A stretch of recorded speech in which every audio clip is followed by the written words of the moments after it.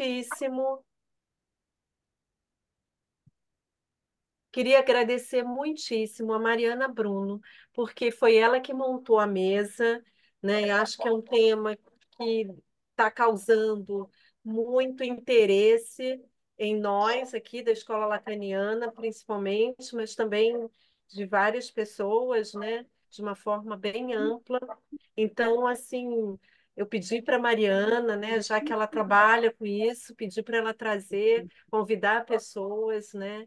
Quero agradecer muitíssimo também o Jorge e o Tiago por estarem aqui com a gente para falar sobre isso. Eu vou passar a fala para a Mariana, que vai apresentar os convidados, vai falar, ela que está por dentro totalmente do assunto, tá? Mariana, Gente, desculpa a minha voz, que eu tô com laringite. Vocês estão me ouvindo bem? Sim. Eu trabalho no Ministério Público, né? Sou assessora jurídica e trabalhei na tutela coletiva da saúde da região metropolitana 2 com a saúde mental. Nessa ocasião, Tudo até bem? que eu conheci o Jorge. Tá me ouvindo É, agora? Estamos, sim, Jorge, boa noite. Boa noite. Nessa ocasião, eu conheci o Jorge e nós estávamos tratando da desinstitucionalização dos manicômios daqui do Niterói, São Gonçalo, Tanguá, Itaboraí, dessa região daqui, e inclusive do manicômio judiciário daqui de Niterói, que é o Henrique Roxo. Uhum, Isso já tem um tempo, eu saí dessa promotoria no início da pandemia, mas é um assunto que mexeu muito comigo. E é um assunto que me fez chegar aqui hoje na escola. Uma dos motivos de eu estar aqui hoje foi essa inquietação com os problemas da saúde mental, né? Quero apresentar, agradecer a Flávia pelo convite. É uma honra estar aqui. Agradecer ao doutor Tiago e ao Jorge, que prontamente aceitaram o meu convite.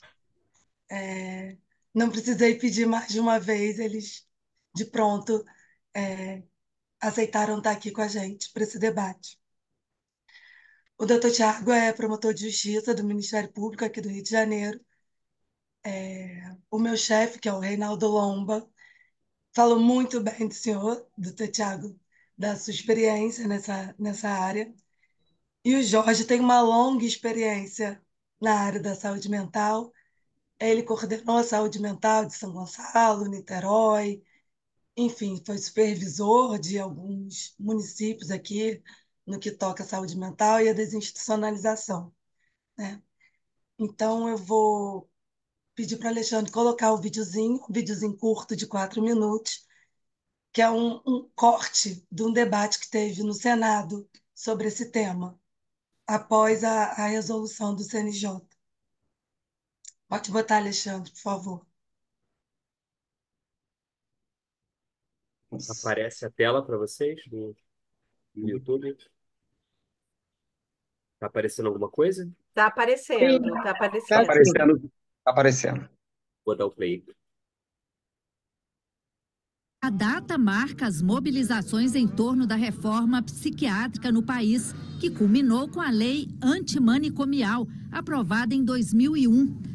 A lei determinou o fechamento progressivo dos manicômios e instituiu um novo modelo de tratamento aos portadores de transtornos mentais no Brasil, com redes de atendimento psicossocial.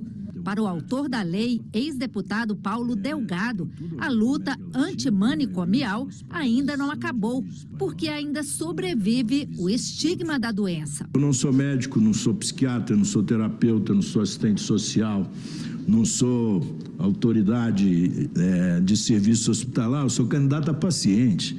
E se eu pirar, eu quero ser tratado com humanidade. Eu espero que não me internem num hospital psiquiátrico e me entupam de remédio e me transformem num repolho sem vontade. Mas não é só o estigma que sobrevive. 22 anos depois da lei, ainda sobrevivem manicômios judiciários em vários estados do país. Pacientes com problemas mentais ainda são mantidos em hospitais que mais parecem presídios. De fato, nós estamos lidando aqui com aquilo de mais violento nós temos no funcionamento do Estado brasileiro. É a tortura institucionalizada e invisível. Uma resolução do CNJ, Conselho Nacional de Justiça, de fevereiro deste ano, estabeleceu o fim desses hospitais de custódia e vem provocando muita polêmica. O meu temor pela resolução 487 é que ela venha alterar mesmo, dentro da legislação, como o senhor mesmo falou, como uma própria lei que não tratou de como vai ser feito para esse número pequeno, que são aquelas pessoas que colocam em risco a sociedade. E se alegam inimputáveis, ou se alegam loucos, ou se alegam ali pessoas que não estavam pensando como qualquer outra pessoa dentro da nossa sociedade. Se a gente for liberar 5.800 pessoas que estão com medidas de segurança, eu não sou contra acabar com esse sistema desumano que o senhor falou. Tem que acabar mesmo. Agora tem que se criar algo adequado para que se humanize eles, se trate eles. E os criminosos que paguem pelas penas dentro das suas medidas de segurança e doenças, se é que são doentes. Senador Stevenson, pode ficar tranquilo e todas as pessoas, toda a população brasileira pode ficar absolutamente tranquila com relação à implementação da Resolução 487, porque, por exemplo, no estado de Goiás, ela já está em vigência, digamos assim, de forma retroativa, porque desde o ano 2006, então já são 17 anos, que o estado de Goiás não faz internações manicomiais, não tem manicômio judiciário em Goiás, e nós temos lá uma política instituída no sistema de saúde que se ocupa também de serviços do Sistema Único de Assistência Social, que faz com que as pessoas que outrora seriam levados para esses lugares sejam acolhidos na rede de atenção psicossocial. Essa medida do CNJ, algumas pessoas falaram, mas a rede de atenção psicossocial não tem como absorver essas pessoas. Esse, para mim, é o grande debate. Por quê? Em vez de eu não fazer com que o sistema de justiça cumpra a lei no Brasil, eu uso o subterfúgio de que a rede não tem condições. E é nesse sentido que eu quero fazer debate nessa Casa Legislativa a respeito de uma necessidade. A resolução do CNJ reforça uma necessidade do Brasil cumprir a legislação brasileira, a Convenção, a Lei 10.216. A Associação de Psiquiatria Brasileira de Psiquiatria não foi ouvida. O dito isso pelo próprio presidente da Associação de Psiquiatria Brasileira. Então, se uma coisa que mexe com saúde mental, por que não ouvir médicos que cuidam disso? Ninguém vai ser colocado na rua quem não possa. Nenhum juiz nesse país vai, diante da resolução, abrir as portas de manicômios judiciários para colocarmos essas pessoas em situação de periclitação à vida e à saúde delas, antes da própria sociedade. Essas pessoas serão, sim, endereçadas ao sistema de saúde. E aqui é o ponto em que este sistema de saúde refeito, revigorado, repaginado na perspectiva das necessidades específicas dessa pessoa, poderá então oferecer o devido tratamento a elas.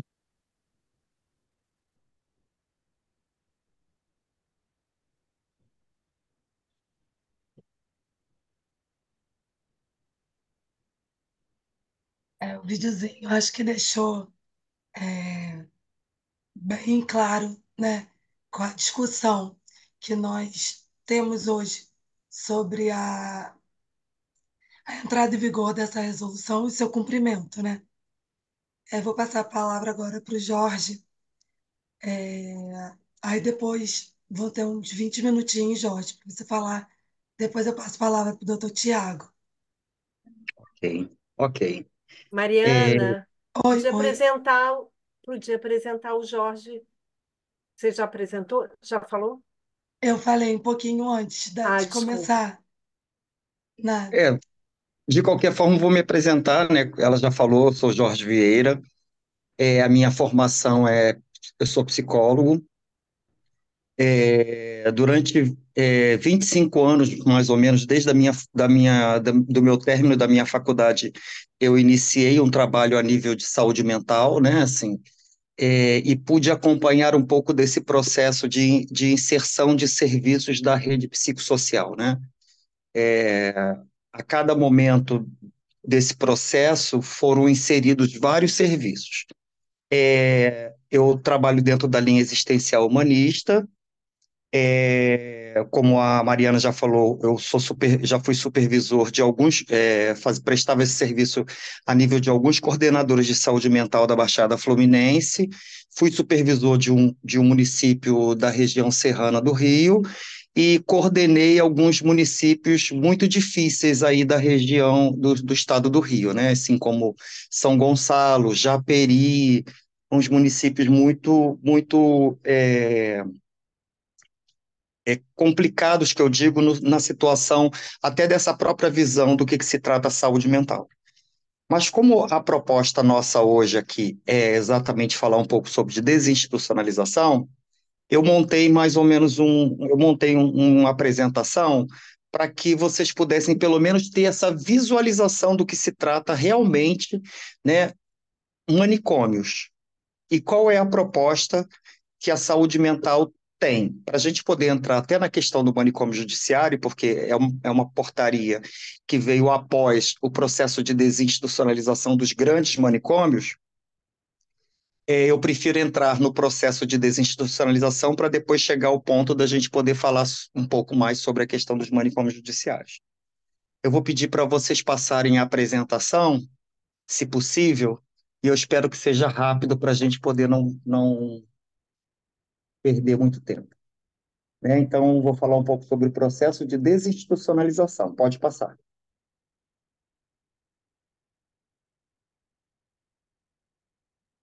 Esse processo e essas fotos que eu vou apresentar para vocês, basicamente, foi um processo do Hospital Colônia de Rio Bonito, que foi até no período que a gente começou a trabalhar um pouco juntos, né, Mariana? A gente ainda estava nesse processo. E eu queria mostrar um pouco para vocês do que se trata realmente um manicômio, que não é judiciário, mas é um manicômio, né? Então, isso aí seria um pátio, né, da área livre de cada um desses pacientes. Pode passar. Isso daí era a fila em que as pessoas ficavam para poder se alimentar, né? O almoço era servido por volta de 11h30, mas às 9h30, 10 horas, as pessoas já estavam na fila para poder comer. Pode passar. As pessoas eram encontradas quando a gente entrava no hospital, né, para fazer visitas, a gente encontrava as pessoas assim nessas situações. Pode passar. As grades, né? Eu acho que vocês viram um pouco na apresentação anterior, no vídeo anterior, mas as grades é uma coisa típica de todos os lugares que acolhem não, né? Que dizem tratar dos loucos. Pode passar.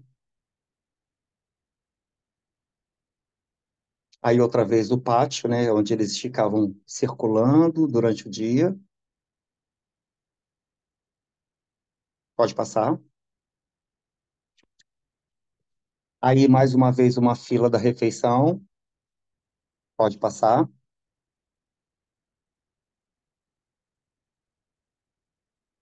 Aí, como eu falei para vocês, era assim que a gente encontrava as pessoas dentro do hospício, né? Jogadas no chão, às vezes sem roupa. Pode passar. E para mim, aí, essa foto, né, é a exemplificação de como é que é tratado cada uma dessas pessoas que estão ali dentro. Total isolamento. Pode passar. E aí, dentro de uma fala de uma das pessoas que trabalharam durante muitos anos com a questão da extinção dos hospícios, ela dizia o seguinte: e neste lugar os pacientes eram tratados como simples objetos. As pessoas eram colocadas, dava-se o remédio, as pessoas eram colocadas sentadas e é ali que elas deveriam ficar até o final do dia, né? Ou então, quando as pessoas já falavam, ela está acostumada, ela fica sentado lá naquele mesmo lugar, mas sempre com essa questão da manipulação do outro. Pode passar.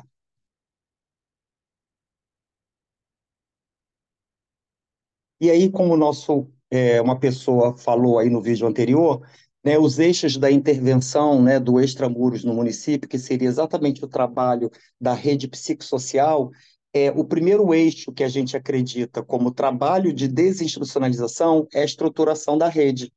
Porque sem rede de serviços, A gente não tem como acolher pessoas que viveram muitos anos institucionalizadas, não só nos manicômios, como também nos manicômios judiciários, né? Se não tem um tratamento, um lugar de acolhimento, a gente realmente se perde nesse processo aí de desinstitucionalização, né? Essa coisa tem como sua importância o acolhimento oferecido à clientela oriunda do hospício.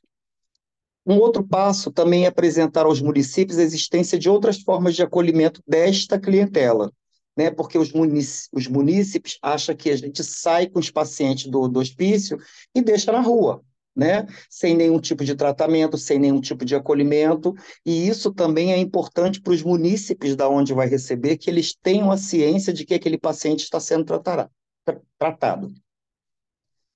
O segundo eixo é a preparação da clientela para a desinstitucionalização, né? A preparação perpassa por aquele processo, vou citar um exemplo agora, que foi eu fiquei muito feliz com o resultado, mas na época que eu estava trabalhando em São Gonçalo, praticamente há 10 anos atrás, eu me apropriei de um hospício, porque a proposta era eu fazer a desinstitucionalização daqueles 280 pacientes que estavam lá dentro, né? Aí as pessoas falam, vai ser fácil, vai tirar, né? Não sei o quê. Mas essa desinstitucionalização demorou 10 anos, porque desinstitucionalizar não é fácil. Aquelas pessoas que vocês viram, algumas ali deitadas no chão, aquelas pessoas foram desinstitucionalizadas e hoje vivem dentro da sociedade, podendo fazer seu lanche na rua, podendo andar na rua, se vestindo, se arrumando, entrando em contato com as outras pessoas. Então, o processo de desins não é um processo simples. Eu costumo dizer que até para falar desinstitucionalização é difícil. Fazer, então, é mais complicado ainda. Então, preparar a clientela, acolher os familiares, né, porque os familiares precisam do acolhimento para poder ter exatamente uma visão do que a gente pode oferecer para eles. E o terceiro eixo é a inserção dos casos nos dispositivos, não só da saúde, de ação social, criando várias parcerias, porque esse indivíduo, ele não vai só estar na saúde, ele vai estar na educação, ele vai estar na ação social, ele vai estar na praça, nos eventos, ele vai estar na Secretaria de Trabalho. Então, preparar, né, estudar esses casos e inseri-los é um processo que é importante. Pode passar.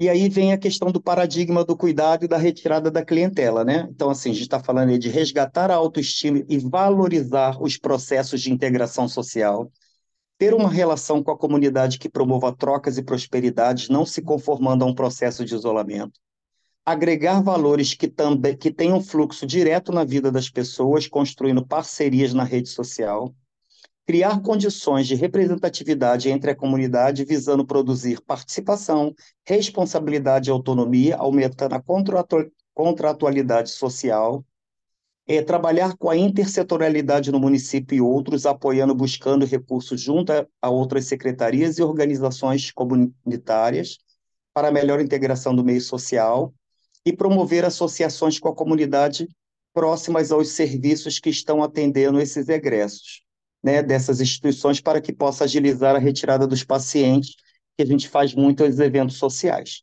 Pode passar.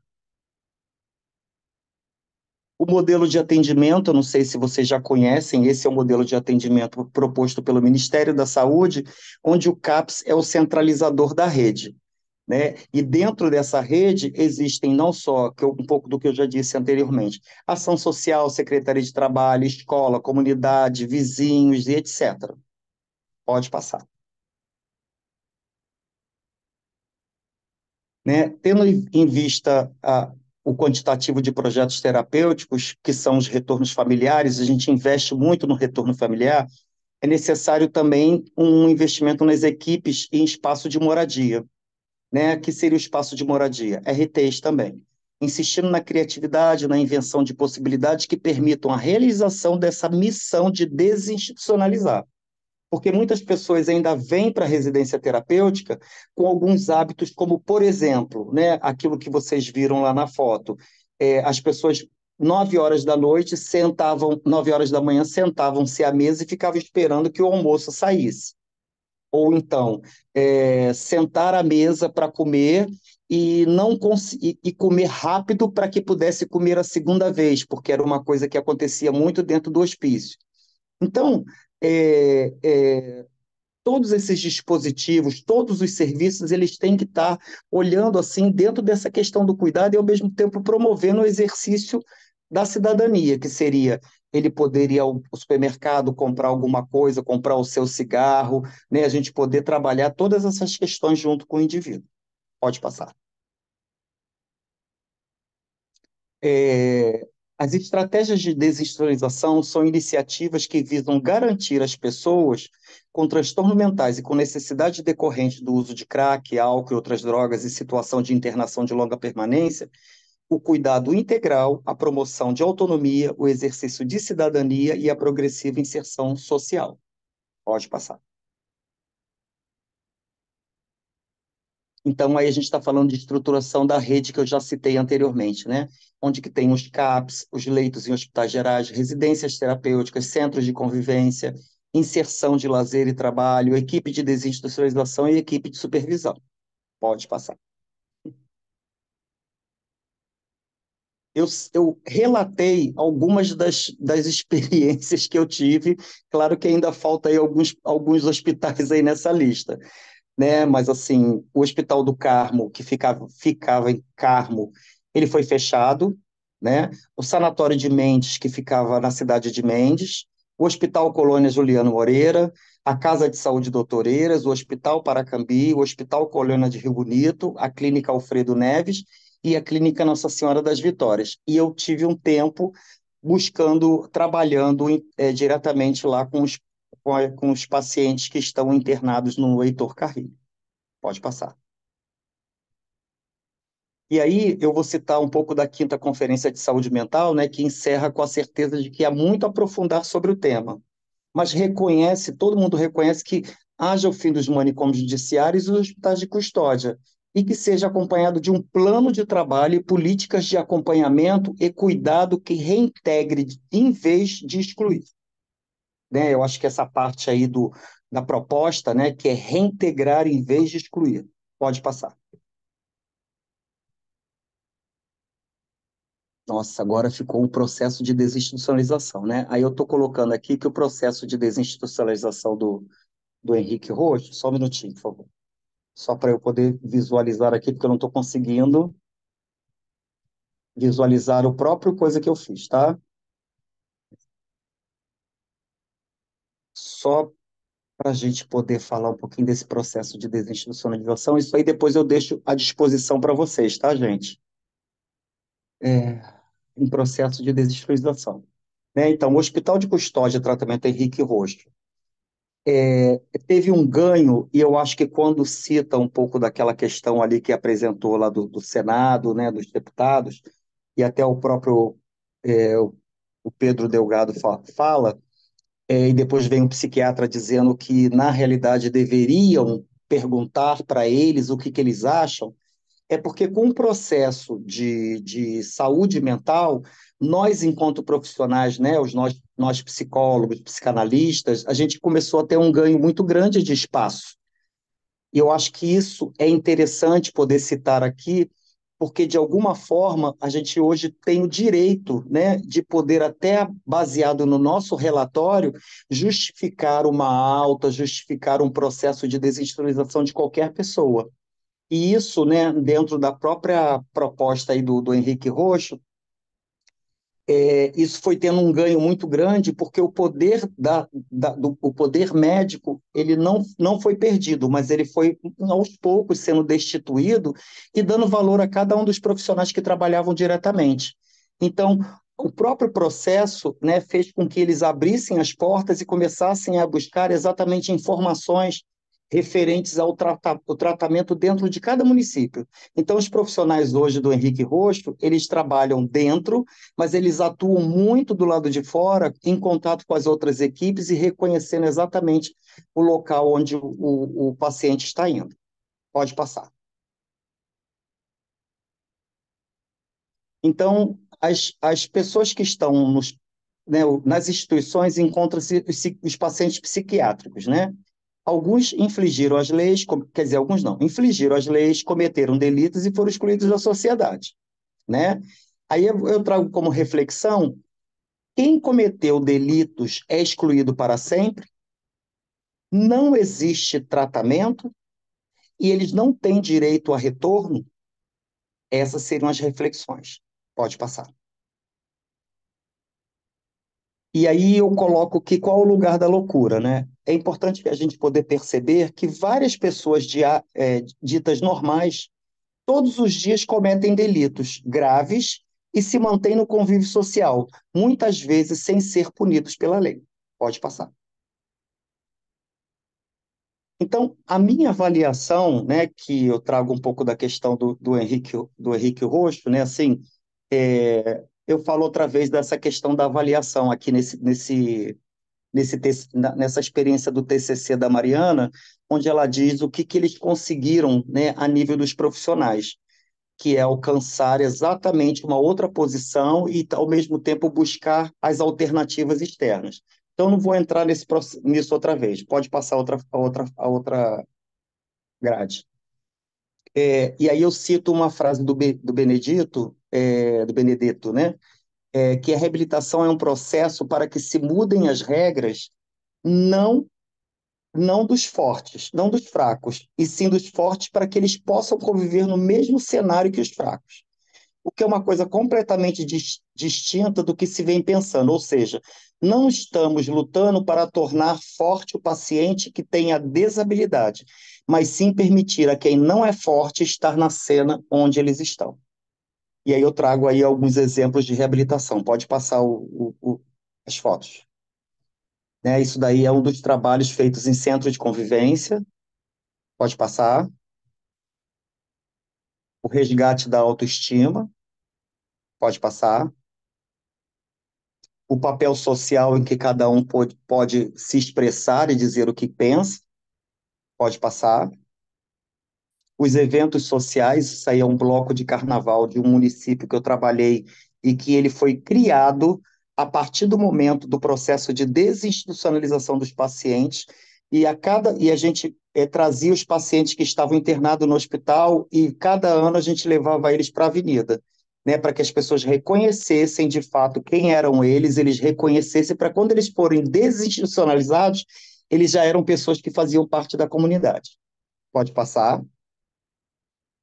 Isso aí é um trabalho a nível de esporte, né? Com convênio com secretarias. Pode passar. Esse foi um evento que a gente teve na Praia de Copacabana, onde a gente pôde outra vez apresentar o bloco e desfilar no bloco na Praia de Copacabana.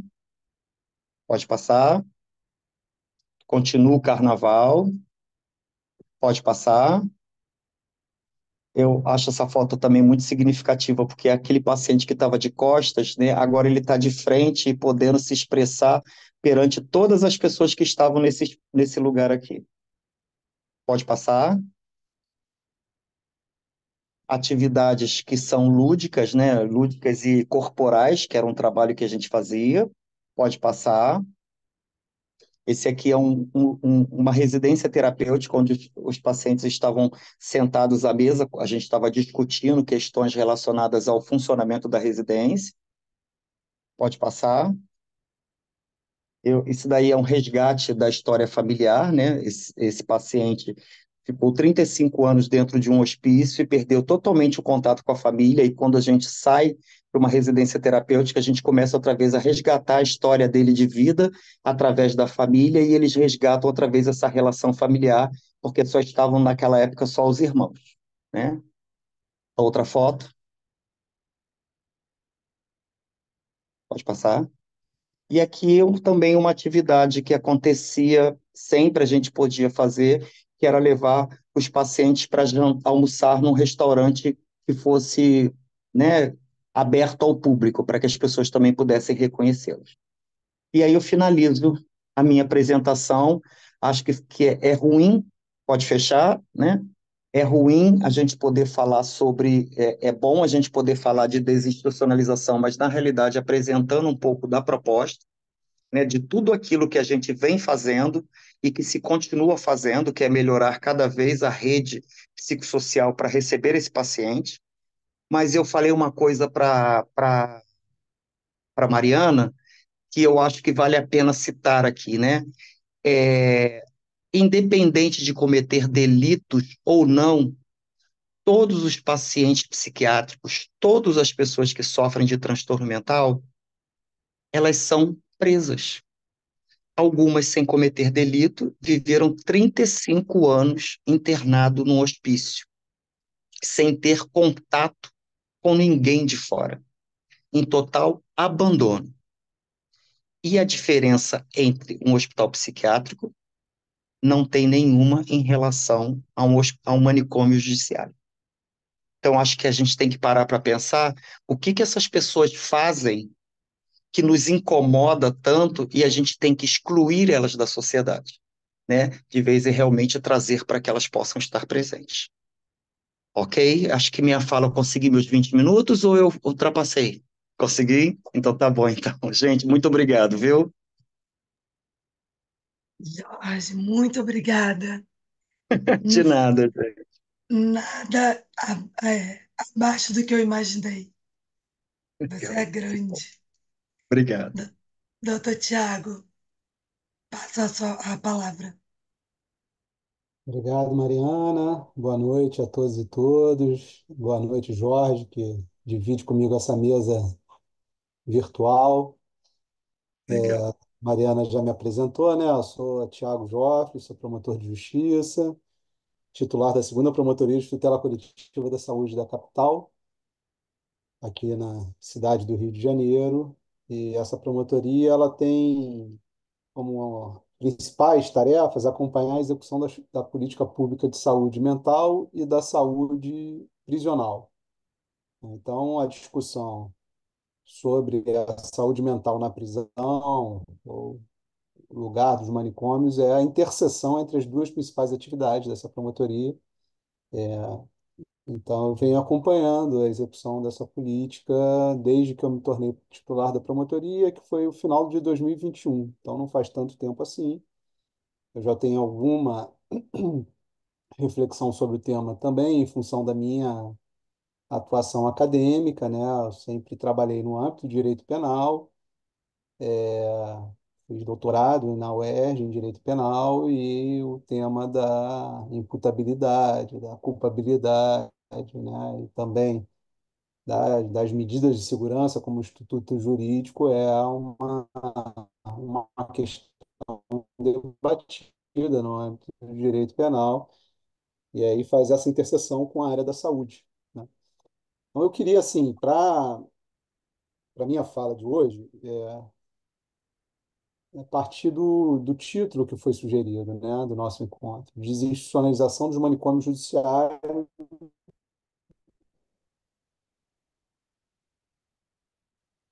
É possível?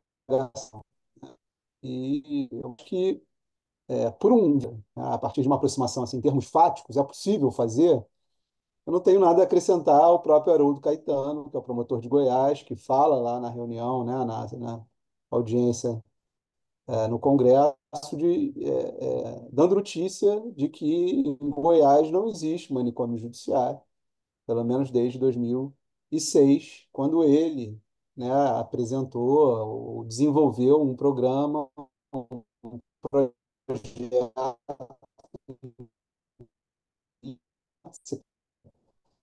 saúde, atenção integral para ator, o PAILI, de uma política em saúde mental que acolhesse e permitisse o tratamento das pessoas que,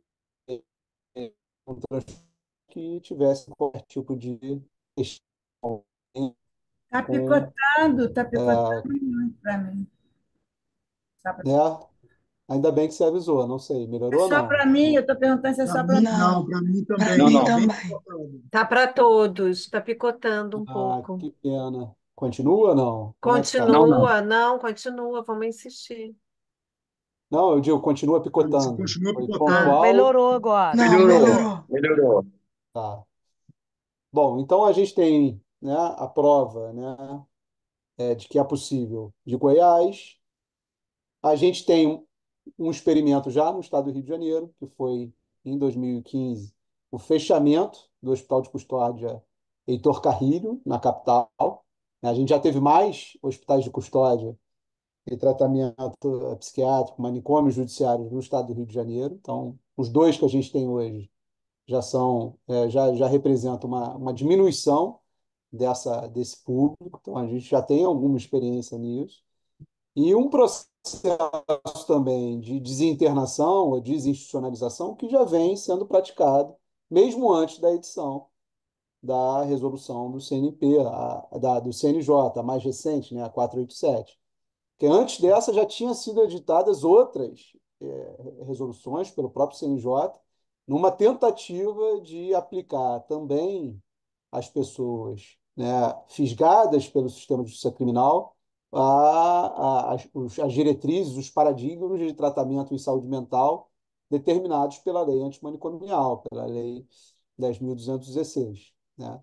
Então, isso não começou agora e nem a resolução ela inova no ordenamento jurídico. Quer dizer, não foi ela que inventou a desinstitucionalização do manicômio judiciário, né? Sendo esse um equipamento, pelo menos no discurso, de saúde, uma saúde de caráter asilar, de internação com características asilares, ela já havia sido, esse equipamento já havia sido suplantado, desautorizado pela própria Lei 10.216, né? Não foi por resolução nenhuma do Conselho Nacional de Justiça. O que a resolução fez foi dizer que se há uma compreensão já sedimentada no âmbito da saúde mental, que isso não é a forma de tratamento em saúde, que então o Poder Judiciário estava determinado a extinguir esses locais de violação de direitos e entregar a saúde às pessoas para receberem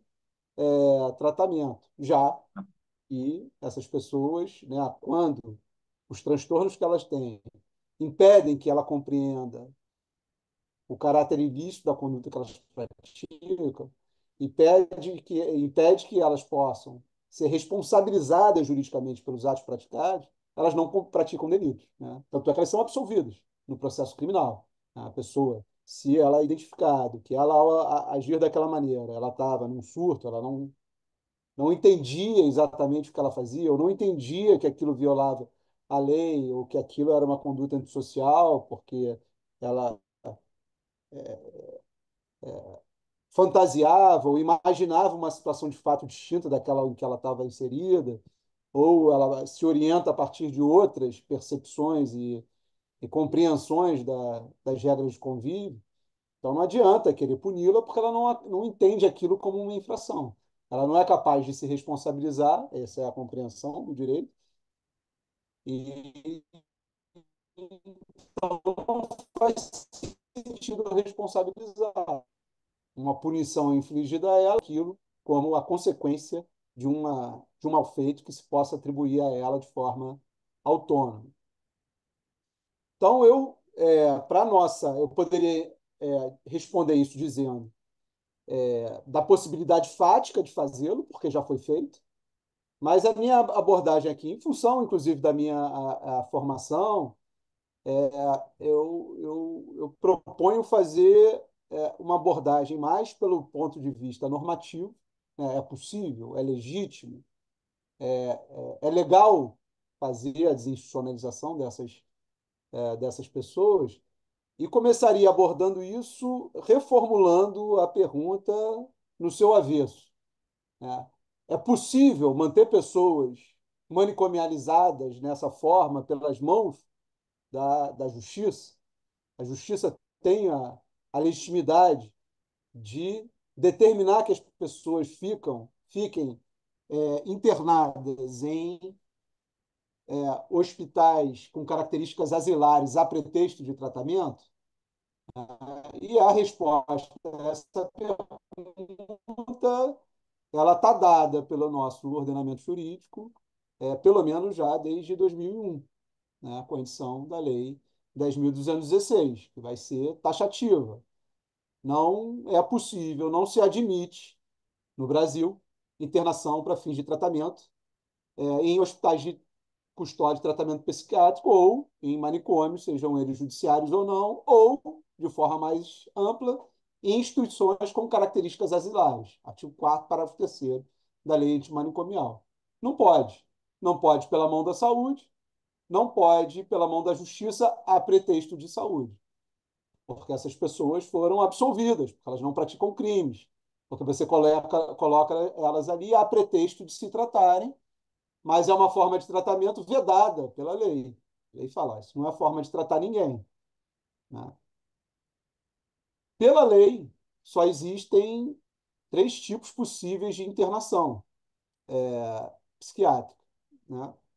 A internação voluntária, onde a pessoa busca o cuidado nessa forma junto ao seu médico assistente, né, ao seu profissional de saúde, dizendo, ó, não estou legal, acho que a gente constrói conjuntamente, eu estou de acordo que eu preciso ser internado porque eu estou numa situação de vulnerabilidade, de risco, para mim e para terceiros, e eu vou dar um tempo. Possibilidade. A outra possibilidade é uma internação involuntária, onde a própria saúde, né, considerando o contexto específico daquela pessoa, né, ela entende que essa pessoa não está em condição de autodeterminação para avaliar o melhor cuidado para ela e de forma absolutamente excepcional, pelo menor tempo possível, quando esgotadas todas as outras formas de cuidado e tratamento em meio ambulatorial, ela lança a mão de um dispositivo da saúde, que é um leito de emergência, num hospital geral, e diz, ó, ela precisa ficar aqui em cuidados intensivos para tirar ela de uma situação de risco, de surto específico, até que ela tenha condição de um tratamento ambulatorial. Né? Quando faz isso, né, o médico precisa de um médico, o médico tem que fazer um laudo dizendo que a situação é essa e que ele tomou essa decisão, e a instituição, o estabelecimento, tem que comunicar esse fato ao Ministério Público em até 72 horas, dizendo, ó, essa pessoa foi internada excepcionalmente, sem que pudesse manifestar a vontade dela ou contra a vontade dela e tal. E existe também na lei a previsão da possibilidade de internação compulsória, que é aquela determinada pela Justiça. Ela define assim. Todas essas possibilidades, todas esses tipos de internação psiquiátrica, eles só podem acontecer a pretexto, ou com o propósito de tratamento em saúde mental. Mesmo a compulsória. E mesmo a compulsória, ela só pode ser determinada judicialmente quando existir um laudo médico indicando a necessidade, né, única de internação daquele caso, porque naquele contexto não existe outra possibilidade de atendimento em caráter ambulatorial, e a internação vai valer enquanto essa situação se mantiver em caráter sanitário, de saúde, enquanto houver um médico dizendo que ó, o tratamento dele segue, é necessário ainda, porque ainda está numa situação de crise. Né?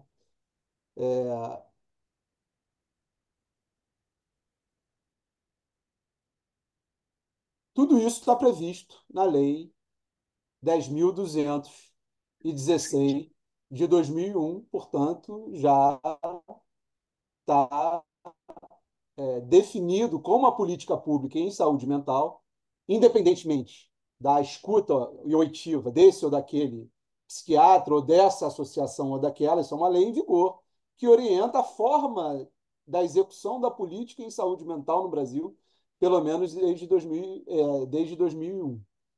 Né?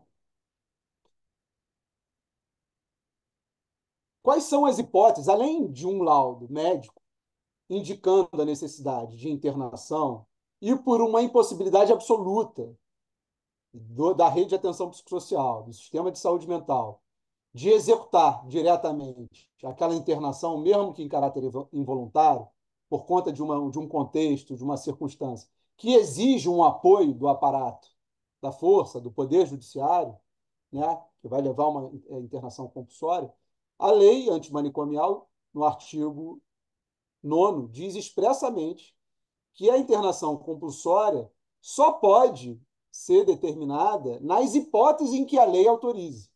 Então, não basta o laudo, não basta a vontade do juiz de fazê-lo, ou do pedido de quem quer que seja. Ele só pode determinar uma internação compulsória quando a lei expressamente prevê a possibilidade de um juiz mandar internar uma pessoa contra a vontade dela, o que não é pouca coisa. Basta imaginar que todos nós, qualquer um de nós, poderíamos estar, né, submetidos a um poder de decisão de um juiz, dizendo: não, tem um médico que veio aqui, que deu um laudo, então estou mandando você se internar. Não tem previsão legal nenhuma de que isso possa ser feito, mas eu acho que no seu caso, nessas circunstâncias, isso é desejável, né? Isso não pode ser assim, a lei expressamente diz. Só pode fazê-lo o juiz nas hipóteses em que a lei autoriza. E hipóteses em que a lei autoriza isso. São internação provisória prevista no Código de Processo Penal. Então, a gente tem uma previsão no Código Penal e na Lei de Execução Penal de medida de segurança, e tem uma previsão no Código de Processo Penal de uma internação provisória. Bom, esses dispositivos do Código Penal, as medidas de segurança, são muito anteriores à edição da Lei Antimanicomial, da Lei 10.216. Da época em que a forma da punição ela era, ou melhor, a forma do tratamento, ela era a mesma da forma da punição. Então, você tratava as pessoas colocando elas em equipamentos totais, né, em instituições com caráter asilares, onde elas ficavam como se estivessem presas, né? E até por conta disso, né, houve uma mudança da compreensão do que seja tratamento em saúde mental, e essas pessoas foram desinstitucionalizadas e passaram a receber uma forma de tratamento propriamente dito, e não de exclusão social pura e simples. Acontece que a forma da punição, ela ainda é a forma da exclusão social, na forma de uma imposição de pena privativa de liberdade, né? Mas a medida de segurança, ela é aplicada para as pessoas que não cometem pena, não cometem crime, ele é numa sentença de absolvição imprópria, coloca uma medida de segurança, que tem um caráter de tratamento. Então, quando a compreensão do que seja um tratamento em saúde mental mudou na sociedade, a forma da medida de segurança também mudou, ou teria que mudar. Porque se eu absolver a pessoa dizendo que ela não cometeu crime e que ela precisa de tratamento, ela tem que ser tratada na forma do tratamento admitido na nossa técnica, né, de cuidados em saúde mental. Não é porque ela foi absolvida, né, e não cometeu crime, que mais foi fisgada pelo pelo sistema de justiça, que eu vou colocar ela numa condição de um tratamento que não existe, de um tratamento que na saúde é compreendido como tortura, de um tratamento que a lei expressamente veda, né? Eu não posso fazer isso. Então, houve uma atualização da compreensão do que seja uma medida de segurança, de tratamento, para dizer, bom, a medida de segurança ela continua existindo, né? Porque da absolvição imprópria de uma pessoa que passou ao ato, embora não tenha praticado um crime, porque crime só é cometido por quem é imputável, essa pessoa pode receber um tratamento compulsório, um acompanhamento judicial do tratamento em saúde que ela precisa ter de acordo com o projeto terapêutico singular dela. Então, qual é a forma do tratamento? Não sei. Quem vai determinar a forma do tratamento? A saúde. O que a justiça diz é, nos casos em que a pessoa passou ao ato, existe um acompanhamento administrativo, judicial, do tratamento dessa pessoa, e eu vou ficar acompanhando ali se ela está fazendo o tratamento de maneira que eu extingo essa medida de segurança no momento que o tratamento ele é considerado como que a pessoa aderiu, ou bem resolvido, ou que ela está em acompanhamento naquele serviço, tal como qualquer outra pessoa do serviço que não tenha passado pelo sistema de justiça. É só isso, o que também não é pouca coisa. Você imaginar a possibilidade de um tratamento compulsório em saúde mental. Né? É um ato de violência, não deixa de ser. Mas é um ato de violência vinculado a um tratamento que tem uma forma dada pela saúde, e não uma forma própria da punição do sistema de justiça criminal. Então, existe essa possibilidade de internação compulsória quando eu aplico uma medida de segurança e a forma do tratamento, para aquele caso, é indicado pela saúde como a forma de uma internação, com as características dela. Excepcional, por um tempo de curta duração, para enfrentar um momento de crise e tal. Isso. Depois que o tratamento indicado é ambulatorial, a medida de segurança segue na forma ambulatorial e ela vai ser acompanhada dessa maneira. Se voltar a ser internado, tudo bem. A pessoa vai entrar e sair de internações inúmeras vezes, mais ou menos vezes, de acordo com o caso de cada paciente. O que é a internação provisória? A internação provisória é uma medida cautelar diversa da prisão. Então, quando o sujeito ainda está respondendo a uma ação penal, ele ainda não foi nem absolvido nem condenado, mas eu submeti a ele a um exame de sanidade mental e foi avaliado que ele era inimputável em relação à prática daquele fato. Que ele, na hora que praticou o fato, não tinha condições de estabelecer um nexo de causalidade entre a ação dele e a afetação do outro, a violação do comando legal. Né? Ele estava em outro lugar. Ele não tinha domínio sobre a ação dele. Então, nesse caso, que o juiz já tem a indicação de que aquele é um caso que provavelmente vai levar à imposição de uma medida de segurança e que ele vai ser entregue a um tratamento da saúde na forma que o tratamento tiver que assumir pelo olhar da saúde, ele diz, bom, não vou manter a prisão desse sujeito, porque ele em breve vai ser encaminhado para a rede de atenção psicossocial e eu posso substituir essa prisão por uma internação provisória. Mas eu faço isso encaminhando ele à rede. Ele está solto. Ele não está mais preso. Então, ele não está mais no manicômio judiciário. Ele vai para um leito de hospital geral e ele pode sair assim que ele tiver alta hospitalar. Porque qualquer internação, mesmo a em manicômio, mesmo a compulsória, ela só vale enquanto o médico dizer que precisa.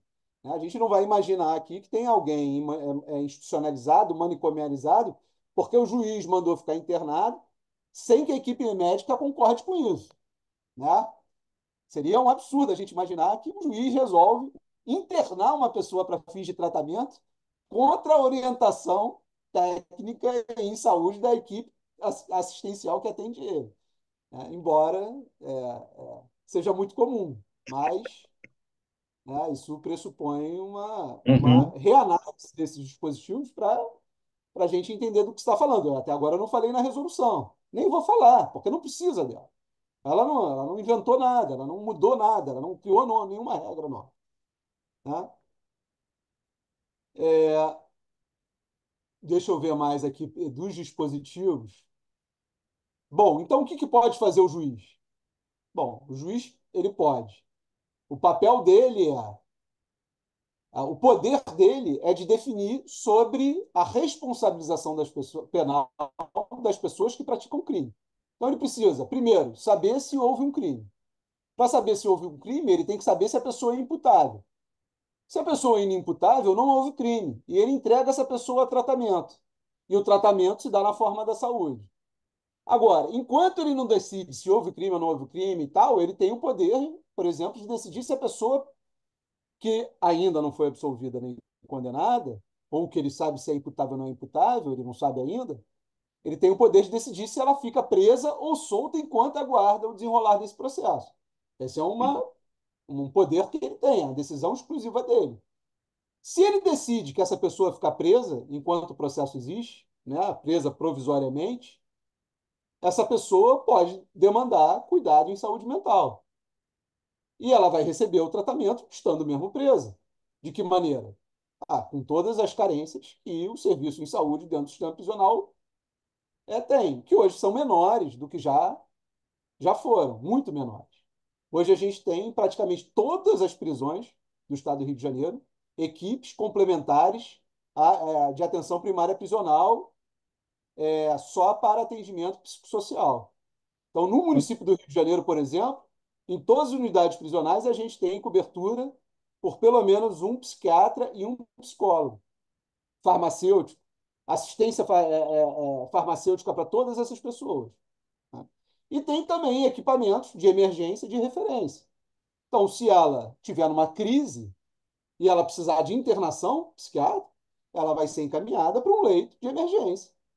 No caso do sistema prisional, não é propriamente um hospital geral, mas existe um arremedo de hospital, a gente chama de UPA, ou de pronto-socorro geral, que fica lá em Bangu, e que tem que fazer o manejo desse paciente numa situação de crise, estabilizar a crise e devolver para atendimento ambulatorial quando ele tiver em condição de fazer isso.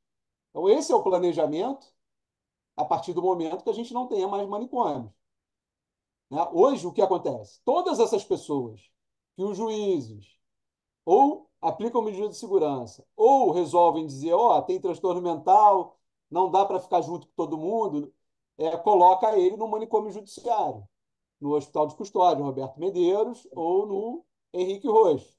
Uhum. Imaginando o quê? Não. Eu estou dando a ele um tratamento diferenciado, colocando ele num estabelecimento de saúde. Mas isso é um equívoco, porque aquilo não é um estabelecimento de saúde. A lei não admite que aquilo exista como estabelecimento de saúde. A forma do tratamento das pessoas desses equipamentos, principalmente no Roberto Medeiros, o Henrique Roxo era muito melhor, né? Era muito melhor, mas ainda assim é um hospital com características asilares, fora da lei, portanto, onde as pessoas ficam sob a custódia de agentes policiais, embora tenham sido absolvidos. Então, é um problema, inclusive, para o tratamento delas, porque são pessoas que não conseguem saber a que título elas estão ali, nem os profissionais que atendem ela conseguem saber, né? Nem os juízes e promotores que lá vão conseguem responder a ela se ela está solta ou presa, porque tem um policial impedindo a saída dela, mas ela foi absolvida, ela não praticou crime. E se você diz isso a ela, cria um problema, porque como é que você vai dizer isso para ela? Mas isso é verdade, porque ela recebeu uma sentença de absolvição e ela não praticou crime, porque não tem crime sem a culpabilidade. Então, o que o movimento propõe é justamente dar sistematicidade e transparência para esse conjunto de normas que orientam que a forma do tratamento dessas pessoas que foi absolvido não é diferente da forma do tratamento de todas as outras pessoas. Assim como a forma de tratamento para aqueles que estão privados de liberdade, também deve ser o mesmo tratamento em saúde daqueles que estão livres. Esse é um direito que a Constituição, a Lei de Execução Penal, garante a todo mundo, né, que tenha assistência em saúde.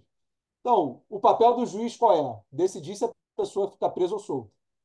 Se ele decidir que fica presa, a gente vai atender ela em saúde dentro da prisão. Se ele absolveu ela ou encaminhou ela para a saúde, ou disse o seu caso de tratamento, você está absolvida impropriamente, então ela não tem que estar mais que estar presa. Ele tem que expedir um alvará de soltura e falar, vai ser atendido na saúde. E a saúde vai receber essa pessoa como uma pessoa daquelas que ele trata cotidianamente. Porque, na essência, também ela não é diferente, diferente de nenhuma dessas pessoas, né? Várias das pessoas que estão na rede de atenção psicossocial já passaram ato, já estiveram no sistema de justiça criminal, já estiveram na cadeia. Então, essas pessoas circulam por aí. Então, em essência, não muda, nem muda o tratamento em saúde mental pelo fato dela ter sido atendida pelo Camburão antes de ser atendida pelo SAMU, né? Para fins de atendimento de saúde mental, é o mesmo. Então, a saúde vai saber o que fazer com ele. E a justiça tem que se limitar aquilo que é a tarefa dela fazer. Dizer, você está preso ou você está solto. Não tem que dizer a forma do tratamento, nem tem que prender a pessoa para receber o tratamento que ela escolheu infligir, né? Então, assim, não imagino porque os psiquiatras teriam que ser chamados também, porque essa é uma decisão da justiça, na verdade.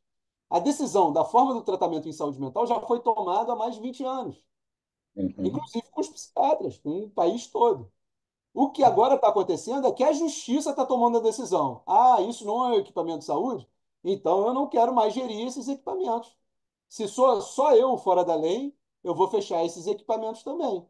E vou encaminhar para vocês atenderem em saúde mental, quando ele tiver absolvido. Enquanto ele não tiver absolvido, se eu achar que o caso dele é de prisão, eu prendo ele. Se eu achar que o caso dele não é de prisão, eu solto ele e ele é atendido na rede. Então, em resumo, o âmbito da discussão a partir da resolução é esse, mas ele não é inaugurado pela resolução.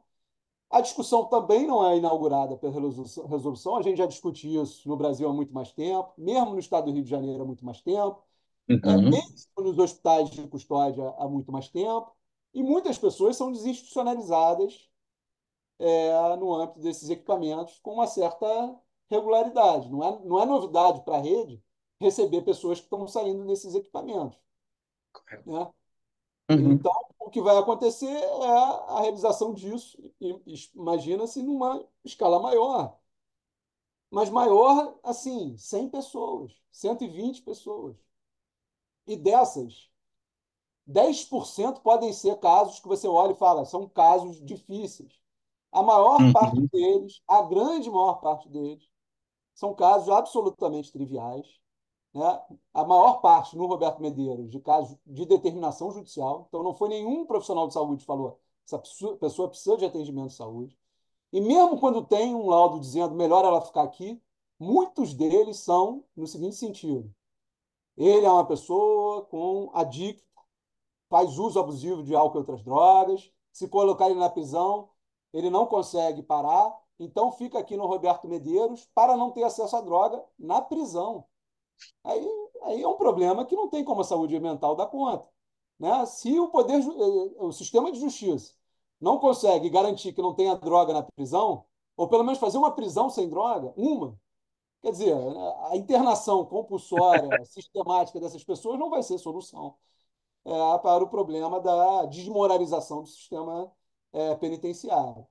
Então, é mais ou menos esse o estado de coisas. Existe toda uma reunião de forças de todas as esferas, da saúde mental nos municípios, da saúde mental no âmbito da SES, dos profissionais da Secretaria de Administração Penitenciária, do Tribunal de Justiça, do Ministério Público, da Defensoria Pública, em fazer isso funcionar, e a gente está fazendo isso no ritmo em que é possível fazer. O Jorge demorou 10 anos, eu não sei quanto tempo vai levar, talvez a gente consiga resolver um número maior de casos mais fáceis, talvez outros mais difíceis. A gente tem a maior dificuldade, isso é próprio do processo de desnível, mas esse é o estado da tarefa da política de saúde, mental, que já conhecia isso, mas agora da política criminal e de administração judiciária. É isso, gente. Eu não sei, não contei o tempo, espero não ter passado muito. Não, desculpa, gente. Doutor Tiago, ótimo. Muito obrigada pela sua participação. A gente já ultrapassou um pouquinho o tempo, então vou ser breve na minha questão. Eu, quando trabalhei na tutela coletiva da saúde aqui da região metropolitana 2, acompanhei o Henrique Roxo, né? Fui lá com o doutor Reinaldo por algumas ocasiões. De fato, é um local diferenciado, um nível muito superior ao outro, mas, de fato, é uma prisão e é um hospício. Mas lá, por exemplo, tem alguns casos mais pontuais, uns 2 ou 3, de pessoas que são consideradas incuráveis, né? Porque elas são psicopatas, serial killer, consideradas, né, pela justiça, pelo tipo de delito cometido. E a minha pergunta nesse sentido, né? O que será feito com essas pessoas que são consideradas incuráveis, que em tese não poderiam ser colocadas é, junto à sociedade novamente. Elas não teriam condições psiquiátricas para isso. E o Jorge, eu queria saber também em relação é, a essas pessoas, qual a sua opinião em relação à rede de atenção psicossocial? Se ela estaria preparada para receber os cuidados com essas pessoas. Seria mais ou menos isso. Quem quiser também fazer alguma pergunta após a resposta do Dr. Tiago e do Jorge, só levantar a mão ou escrever no chat. Então vamos lá. Tiago, você prefere, doutor Tiago, você prefere primeiro falar ou eu posso já entrar um pouco sobre. À vontade, Jorge. Posso? Mas pode, já foi, vai fundo. Eu acho que é sempre bom citar uma coisa assim que eu achei muito legal o doutor Tiago citando, a questão do papel do Ministério Público, né? Porque, assim, nesses 25 anos de processo de desinstitucionalização, isso só aconteceu por conta dos promotores que estavam exatamente abraçados com a gente e acreditando no nosso trabalho, né? Então, assim, eu tive doutor Bruno, tive doutor Vinícius, doutora Michele, doutor Reinaldo, né? Todas essas pessoas, elas estavam muito empenhadas nisso e de alguma forma nos dava um respaldo da lei para que eu pudesse de fato ir, né, e trazer de volta essas pessoas que estavam, né, dentro desses grandes manicômios aí. A Mariana fala exatamente de alguns casos que são muito emblemáticos, se eu posso dizer dessa forma, que estão lá internados no Henrique Roxo, né? E que são pacientes que, segundo, né, eu acho que quando a gente fala aqui assim, segundo a visão, eles são pacientes que não podem estar na sociedade, né? Assim, eu ouvi isso durante a minha vida inteira, cada vez que eu ia investir em um paciente qualquer, mesmo que não tivesse cometido delito, né? Eu cito exemplos, cito exemplos de numa daquelas fotos que vocês viram, tinha uma paciente que ela só andava nua e só vivia se arrastando no chão, né? Eu consegui sair de lá do de Rio Bonito com ela arrumada todas as quartas-feiras, dizendo que eu já estaria chegando para visitá-la, né? E a irmã dela falando assim, Jorge, e todo mundo dizia que ela não tinha jeito. Todo mundo dizia para mim que ela não tinha jeito. Eu acho que nosso papel, né, enquanto profissional da área de psicologia, e aí eu generalizo todo mundo, tá, gente? Assim, quando eu falo psicologia, porque exatamente é um pouco do cuidado que a gente tem com o outro, né? É a questão da psique humana. Mas a gente sempre chega nos lugares acreditando nas possibilidades, né? Então, a princípio, a gente tem aí uma rede de serviços que estão exatamente com a proposta de acolher essa demanda aí, né, que é do Henrique Roxo e que o doutor Tiago citou muito bem, que pelo menos aí 80% está lá internado porque ele roubou bicicleta, né? Roubou a galinha do vizinho, ou então brigou, muitos brigaram na rua e aí foram pegos e foram levados para lá e estão lá sendo punidos mais uma vez por simplesmente ter vivido algumas situações aí que não é que isso seja uma a gente possa dizer para ele que ele não fez nada, fez, né? Mas eu acho que a parte importante a gente está falando aqui exatamente do tratamento.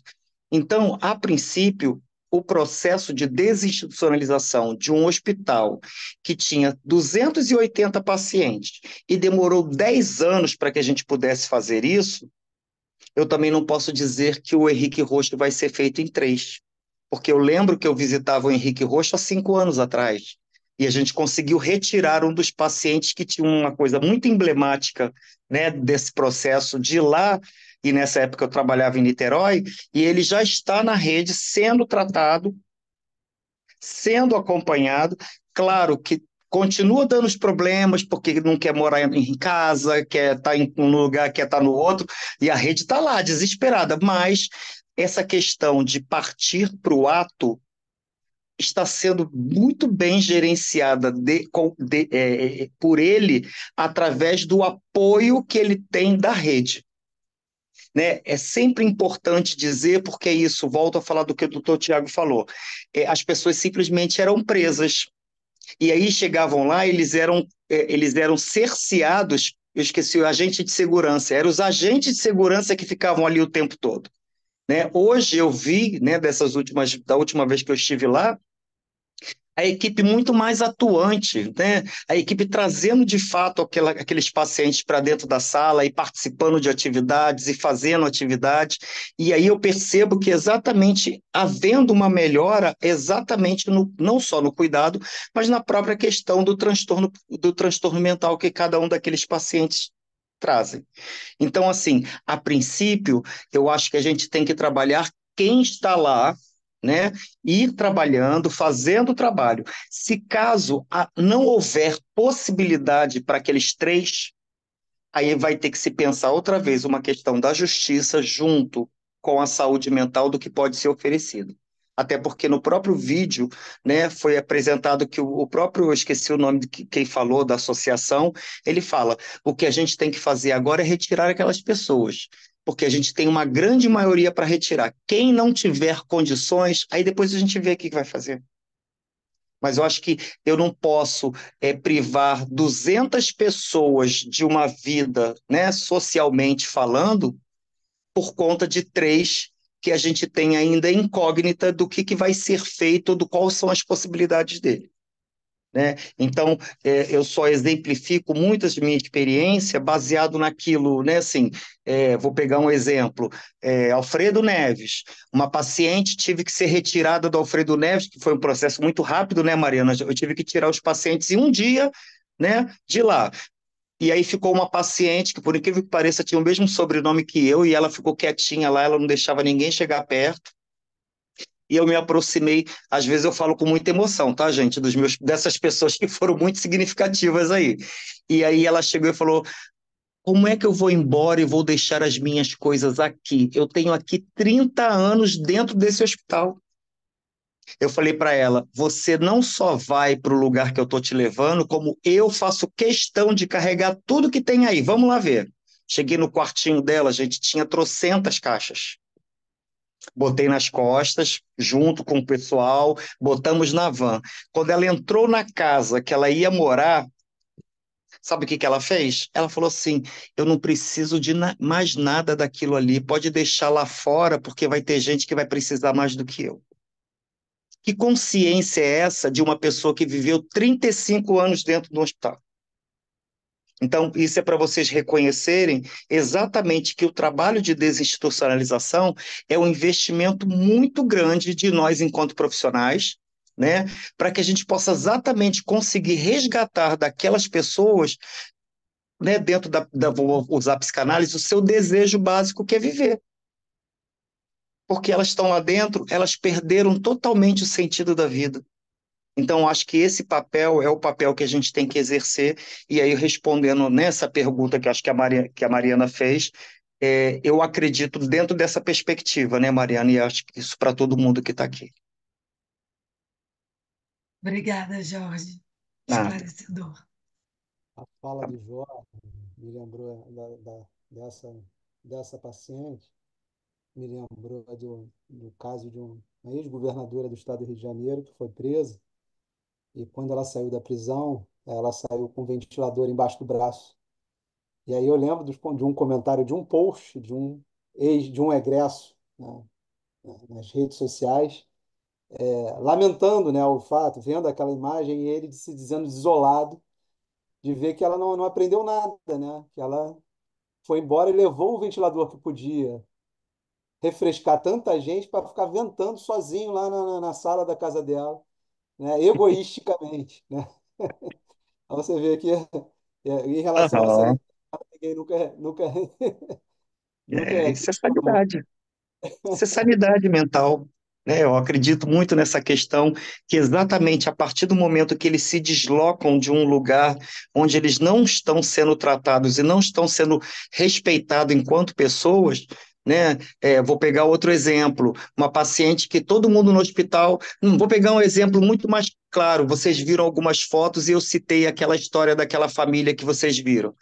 Aquele paciente, eu levei ele para ir para Copacabana. Ele botou a sunguinha dele e, de repente, quando eu estou sentado na praia, que eu olho lá no fundo, tá ele nadando em Copacabana. Nadando. Eu falei, gente, pelo amor de Deus, chama o salva-vidas e comecei a fazer assim para ver se ele me via. Aí ele me viu, eu falei, vem cá, não sei o quê. Aí eu falei, por que que você foi lá no fundo? Eu não sei nadar, eu não ia ter como te buscar. Ele falou, mas doutor, eu nadei a minha vida inteira, eu nado desde os 17 anos. Eu parei de nadar depois que eu fui para o hospício, porque no hospício eu fiquei 25 anos, mas olha, eu não esqueci isso. Era a história dele. E aí, quando eu encontro com a família vira para mim e fala assim: engraçado, né, Jorge? Meu único irmão, que é mais normal, foi internado no hospício, e nós que somos tudo maluco ficamos do lado de fora. Né? Acontece muito. Então, é muita história que representa muito esse investimento nosso, né, doutor Tiago? E eu acho que isso eu agradeço, porque todos esses processos, esses hospitais todos que eu consegui fechar, né, assim, né, ajudar no fechamento, seja lá como for, que a gente fala aí, a gente teve muito apoio de todos os promotores que passaram pela minha vida, sim. Né? Então, quando vocês olham a lista dos hospitais, né, assim, foi Sanatório de Mendes, foi o Hospital de Cananéia, ainda está lá brigando lá em Vassouras. A Casa de Saúde Doutoreira, gente, foi um hospício que já teve 1.800 pacientes, a gente chegou com ele lá com 695. E lá teve paciente que, quando a gente percebeu que ele iria receber alta, ele virou e falou assim: doutor, eu tô com medo. Eu falei, mas medo de quê? Como é que eu vou andar no Rio de Janeiro? Porque na época que eu fui internado, não tinha ônibus, só tinha bonde. Vocês têm noção do que é isso? Né? Então foi resgatar uma história. Quando a gente entrou no ônibus, ele apontava que passava o bonde que ia para tal lugar, que passava o bonde para tal lugar, mas a gente foi lá junto com ele, pegou o braço, pegamos o ônibus. Ele falou: agora sim, e o Rio de Janeiro ficou muito melhor assim, né? Porque era só isso que ele precisava, ele só precisava estar lá e resgatar a sua história. Então, acho que essa parte do que a Mariana traz, né, que o doutor Tiago fala, e um pouco da experiência, porque exatamente é muito rico. Se eu for começar a contar a história desses 25 anos de trabalho, tem sempre uma história rica de alguém Claro. que a gente não acreditava, né? Alguns profissionais falavam, né, não tem jeito, e a gente foi ali, né? A pessoa foi se arrumando, daqui a pouco a pessoa já estava de brinco, daqui a pouco estava, né? E as pessoas saíam do hospício, lembro de oficinas que a gente fazia, em que as pessoas sentavam e falavam assim, vamos cortar, não, chegavam lá, vamos cortar o cabelo. Eu falava, como é que você quer cortar o cabelo? Não, a gente só quer cortar o cabelo. Mas como é que você quer? Nunca me perguntaram como é que eu quero cortar o cabelo. Eu falei, então agora a partir de agora você vai ser perguntado. Será que a gente Né? pode Então, perguntar? pode, à vontade. Desculpa, eu que estou falando demais. Não, é Mas que eu tem um vou monte responder que... a Mariana, eu vou responder a Mariana, pode ser depois, Ah, mas claro. não, Não, Mariana. pode falar, Tiago. Não, fica à vontade.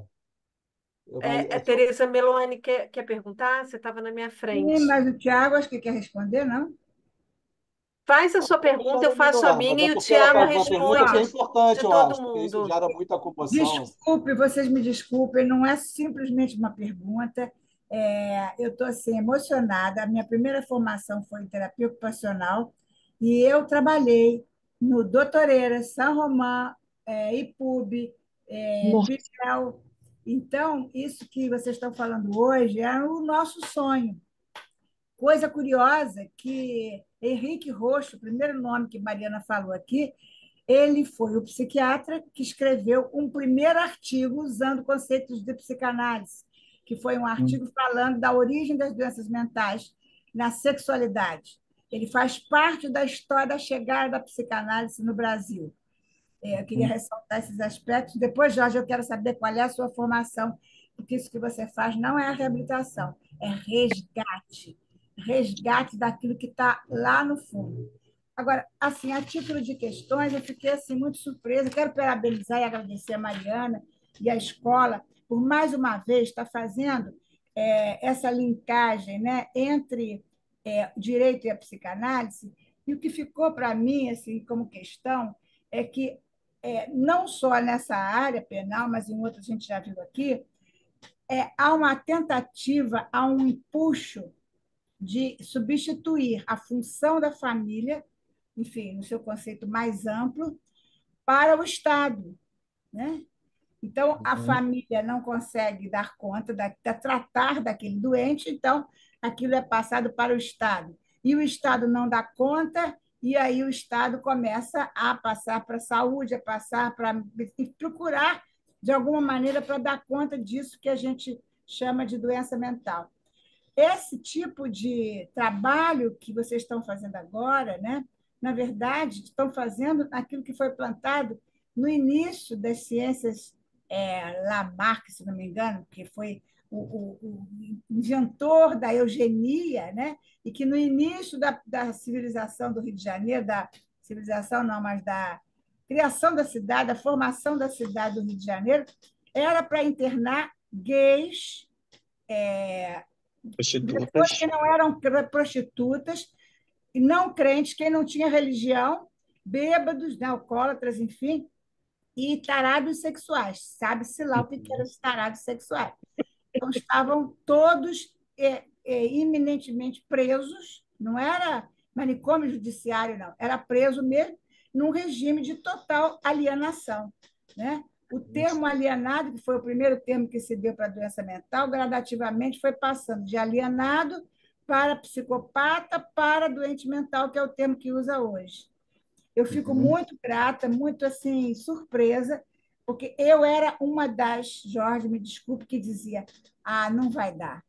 Depois de ter ficado provavelmente uns 5 ou 6 anos no hospício em Paracambi, que eu trabalhei na colônia de Paracambi, esse hospital que você acabou com ele. Então, depois daqueles anos, eu pensava que era impossível. Eu realmente louvo o seu trabalho. E esse trabalho que você faz detalhadamente, fazer a barba, botar um brinco, pintar o cabelo, comer no restaurante, esse trabalho, na verdade, é o que tinha que ser feito lá, porque se tivessem feito um trabalho de socialização, que é o que se espera da saúde, doutor Tiago, né? Que se espera, o tratamento a ser dado é este. Se tivesse sido feito lá atrás, a gente não teria esses hospitais. Agora, eu pergunto, a internação foi um grande negócio, enquanto os órgãos do Estado, do governo, INPS, INSS, sei lá o nome que financiavam as internações. Eu vou contar um caso, posso contar, porque as pessoas já passaram. Tereza, conclui aí que a Vou gente concluir. tem mais Passaram por todo debate. mundo uma paciente que brigou, o marido era psiquiatra, um psiquiatra conhecidíssimo, por isso não digo o nome, ela brigou com ele e quebrou tudo dentro de casa. A mulher estava internada, nua, se arrastando no chão, na Casa de Saúde Doutor Euras, em Paracambi, sem nunca mais ter contato, nem com o filho, nem com o marido, nem com ninguém. Então, eu só queria dizer parabéns e que se pudesse desenvolver mais, né, essa questão assim, dessa transmissão de responsabilidade até chegar numa rede, porque vai se passando a responsabilidade. A família não pode. Então, o Estado como? Prende? Também não pode, porque vai ter maconha dentro do Estado, droga, etc, etc. Aí, a saúde também não pode, até chegar nessa solução que parece que está funcionando, vamos torcer que sim, que é uma rede, né? Onde ninguém dá conta, mas todos juntos podem fazer alguma coisa. Muito obrigada, desculpe me estender. Então, também queria super agradecer tanto o Jorge quanto o Tiago pelos esclarecimentos, assim, vocês trouxeram assim muitas informações importantes. Agora, sim, quando a Mariana tocou nesse assunto, o primeiro caso que me veio na cabeça foi aquele caso do Eduardo Coutinho, do filho do Eduardo Coutinho, que é o cineasta, né? Um rapaz de 41 anos, né, que matou o pai, né? E só não matou a mãe porque ela conseguiu escapar para o banheiro, né? Aí, a princípio, foi estabelecido, né, um tratamento de 3 anos, ele ficaria internado durante 3 anos. Eu não sei mais como é que está esse caso, né? Mas eu fico pensando assim, como é que seria isso hoje? Porque pelo que eu entendi, inclusive da fala do doutor Tiago, né, assim, é que hoje não existe, então, uma internação, a não ser em casos muito graves em hospital geral, né, assim, que tem, então não tem um lugar também assim que pudesse ter uma internação de 3 anos, por exemplo. Isso hoje não seria viável. Como é que a gente faria? Porque mesmo um caso, mesmo depois de 3 anos, como, assim, eu fico pensando, né, assim, se eu fosse mãe desse rapaz, como é que eu ia receber ele em casa, né? Uhum. Assim, como é que seria isso? Porque ele matou o pai, né? Assim, e matou assim num delírio, não foi uma coisa planejada, né? Foi a partir de um delírio. Então, como é que seria, né, o retorno desse rapaz em casa?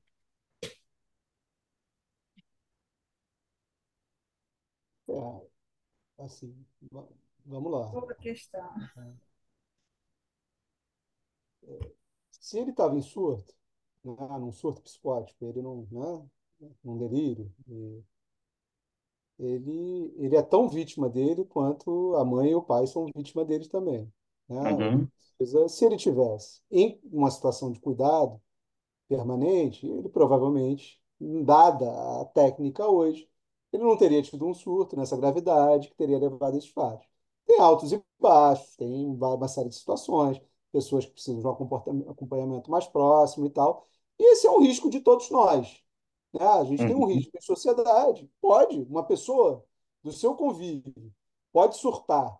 E se ela surtar, pode acontecer isso, como pode acontecer nada, que é o mais comum. Elas surtam e se colocam em risco ou não se colocam em risco, mas mesmo a ocorrência de um mal dessa gravidade para uma pessoa próxima, assim, estatisticamente é muito menor, né? Esse é um risco da nossa vida, quase que uma força maior. Existe uma pessoa doente, se ela tiver em uma situação de desequilíbrio, ela pode surtar e numa situação de surto pode acontecer qualquer coisa, inclusive um ato de violência, né?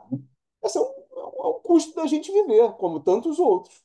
Agora, se eu pegar o caso dele e falar por que você teve um surto psicótico, né, um agravamento dentro da sua própria doença que a gente acompanha, e ele é um caso que tem acesso a tratamento, a medicamento e tal, e digo, ó, eu não sei o que fazer com você, então fica enjaulado, porque isso é um manicômio, a gente vai ter que assumir a decisão política de enjaular aquele que a gente não está disposto a cuidar, de cuidar. Porque, assim, racionalmente, não pode. Aí o que a gente fez? A gente deu a isso o nome de tratamento, quando na verdade não é. Ele não está sendo tratado. Para ele não surtar, não, o melhor é que ele não fique enjaulado, é que ele tenha acesso cada vez mais um acesso de novo ao convívio, para que ele tenha um acompanhamento constante, para que ele receba medicação. Aí, se ele vai conseguir voltar em casa, isso é uma outra coisa. Onde a gente vai Uhum. conseguir reinseri-lo? Em que contexto? Se a mãe dele é idosa, não tem mais condições, né? Uhum. Algum arranjo, ele vai estar. Agora, pela orientação da saúde mental, me parece que o consenso é de que trancafiá-lo por longos períodos não é um tratamento. Enquanto eu precisar estabilizar o quadro dele, pode ser.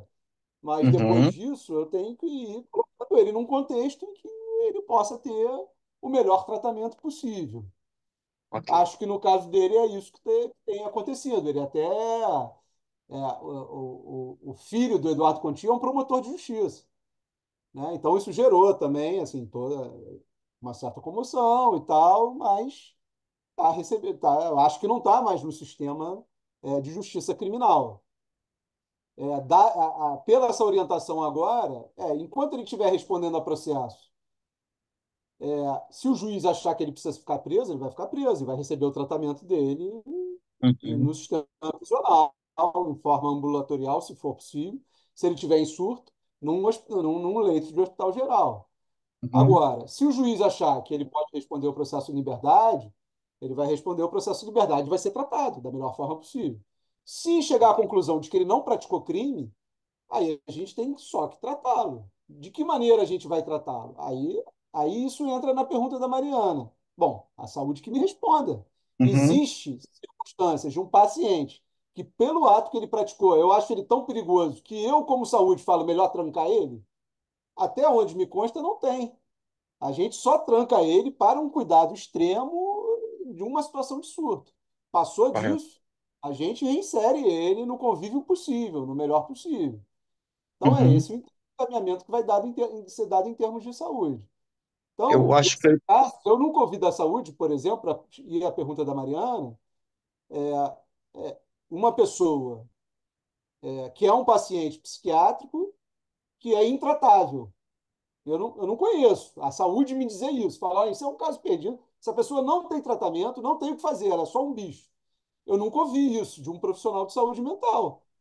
Agora, então pode ser que isso não seja um problema de saúde mental, entendeu? E aí, quando você fala, era um psicopata, de fato, porque essa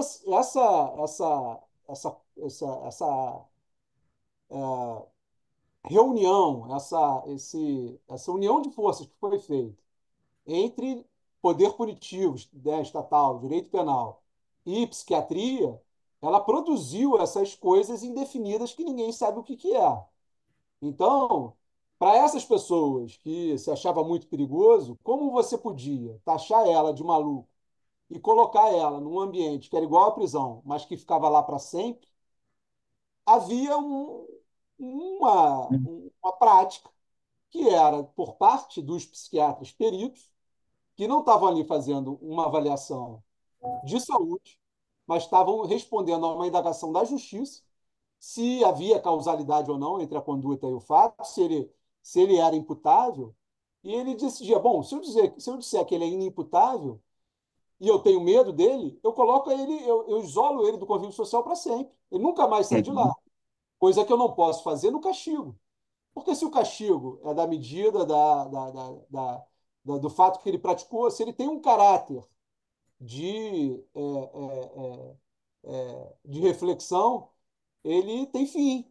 A gente decidiu politicamente isso também. A gente podia ter decidido que as pessoas ficam presas em caráter perpétuo, ou que tem pena de morte. Se Uhum. eu achar horroroso, eu mato ele. A gente Uhum. politicamente decidiu na Constituição que não tem essa forma de castigo na nossa sociedade. O que eu acho ótimo. E que, aliás, não está nem em discussão, apesar de muita gente gostar de discutir, não está. Cláusula pétrea, a Constituição da República. A gente decidiu que a forma de convívio democrático mesmo nos casos mais graves, as pessoas ficam presas muito tempo, mas um dia elas vão sair, a gente vai ter que aprender a conviver com elas. Então, os casos de psicopatia, né, eles hoje são tratados, considerados no âmbito da perícia como casos de imputabilidade. Ele faz Uhum. cálculos, ele faz cálculos, ele escolhe a vítima, ele escolhe o momento, ele deixa de praticar, quer dizer, tem todo um domínio sobre a ação dele que torna ele responsável por aquilo que faz. Ainda que eu reconheço que haja uma dificuldade na contenção de impulso, mas ele de alguma maneira contém. Então, esses casos são casos que hoje deveriam ser considerados responsáveis, condenados à pena, e ele cumpriria a pena dele. E ela ia acabar. E ela ia acabar. Então, tem casos Uhum. aí que a gente está discutindo o que fazer de pessoas que já cumpriram um tempo maior do que qualquer pena que poderia ser dada. E ela, se ela tivesse sido responsabilizada, se ela tivesse sido condenada, ela ia chegar uma hora que ia ser solta. Né? E isso tem uma função terapêutica e pedagógica para nós, que tomamos decisões sobre como conviver. Que cara, a gente precisa lidar com o fato de que a gente vai voltar ao convívio, mesmo daquilo que parece mais difícil. Só foi uma decisão nossa. Né? Uhum. Então, acontece.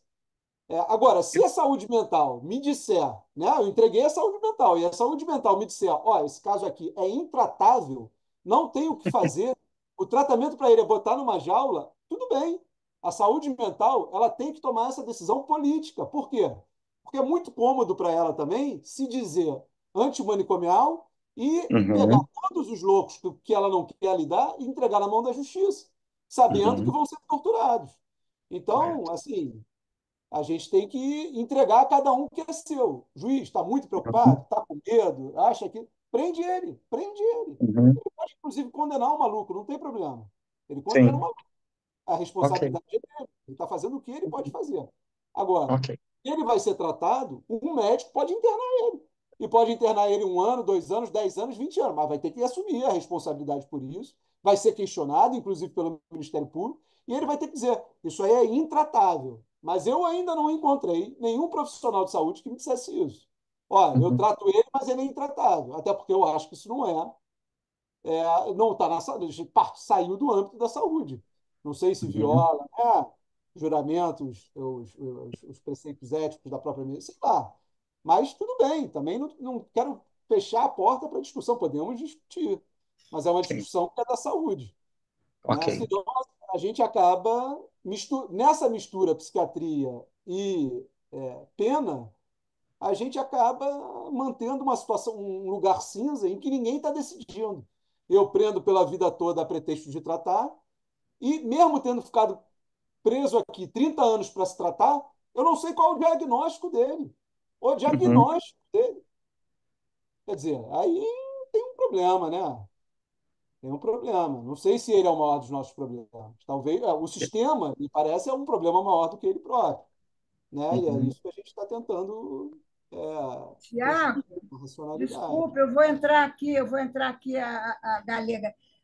Você, na tua experiência, já teve um psiquiatra que garantisse, como no caso que a Flávia trouxe, que ele não ia mais surtar, ou que ele não ia mais matar, ou qualquer coisa desse tipo, uma garantia, né, Não, os de que a juízes, os doença, juízes, os de que a juízes e doença não promotores, retornasse?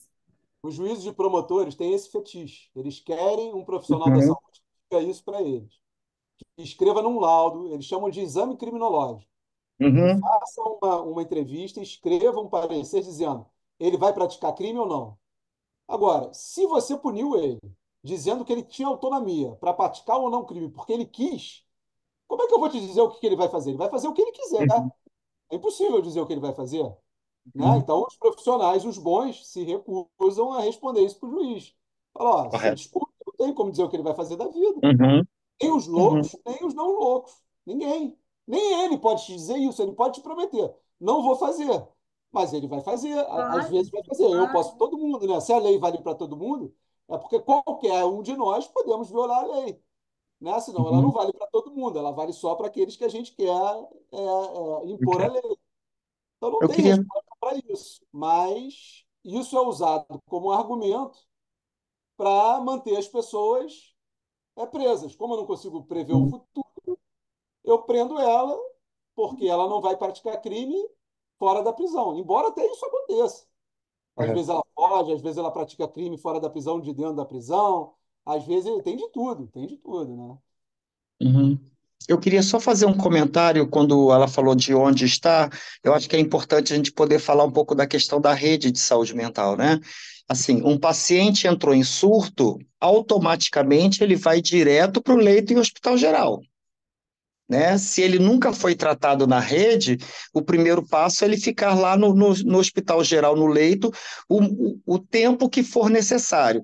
A gente tem uma perspectiva aí da lei de que o paciente deve ficar no máximo 21 ou 28 dias, eu não me lembro mais aí qual é o período. Ele podendo, isso é o prazo mínimo, né? Mas solicitando, né, apresentando justificativas através do psiquiatra, ele pode ficar 2 meses, 3 meses. Nesse processo, ao mesmo tempo em que o paciente está internado, o CAPS, que é de referência, que vai atender aquele paciente, ele passa a frequentar o hospital e começa a acompanhar esse paciente. Porque quando ele sair de alta, ele já está com a rede dele estruturada e acompanhando ele de fato na questão do cotidiano no seu tratamento.